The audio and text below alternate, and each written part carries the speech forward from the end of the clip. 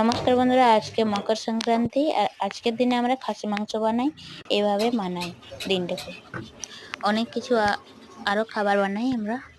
আজকের দিনে হর মকর সংক্রান্তি আমরা খাসি মাংস বানাই। মাংস কিভাবে বানাবো আপনাদের সাথে থাকুন। প্রথমে মাংসটা কেটে ঠিক করে ধুয়ে তেল গরম হয়েছে, দিয়ে দেবো লং, এলাচ, তেজপাতা, পেঁয়াজ ঠিক করে ভেজে নেব। এখানে মশলা নিয়েছি রসুন, আদা, পেঁয়াজ কুচি, জিরে, গোলকিস, শুকনো লঙ্কা, লং, এলাচ মিহি করে বেটে নেব। পেঁয়াজ ঠিক লাল লাল ভাজা হয়ে গেছে, দিয়ে দেবো ধুয়ে রাখা মাংস। পরিমাণ মতো লবণ দেবো, হলুদ দেবো। লবণ হলুদ দেওয়ার পরে লাড়াচাড়া করে ঢাকা দিয়ে ঠিক করে ভেজে নেব। মাংসটা জল শুকে যাবে, তারপরেই মশলা দেব। এইভাবে ঢাকা দিয়ে মাংসটা ঠিক করে ভেজে নেব।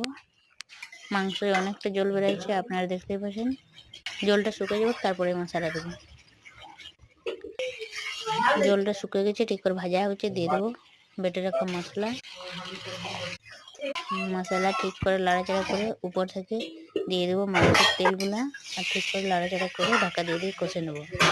আপনারা দেখতে পাচ্ছেন কালারটা অনেক সুন্দর দেখাচ্ছে। মাংসটা অনেক গন্ধ বেরাচ্ছে মাংস থেকে। মশলাটা ঠিকভাবে কষা হয়ে গেছে, আপনারা দেখতে পাচ্ছেন।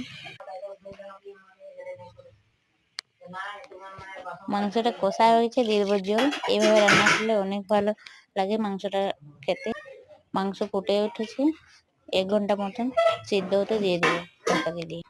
আপনার ভিডিওটা ভালো লাগে তো লাইক করবেন, কমেন্ট করবেন, সাবস্ক্রাইব করবেন। সাবস্ক্রাইব করতে ভুলবেন না। ধন্যবাদ।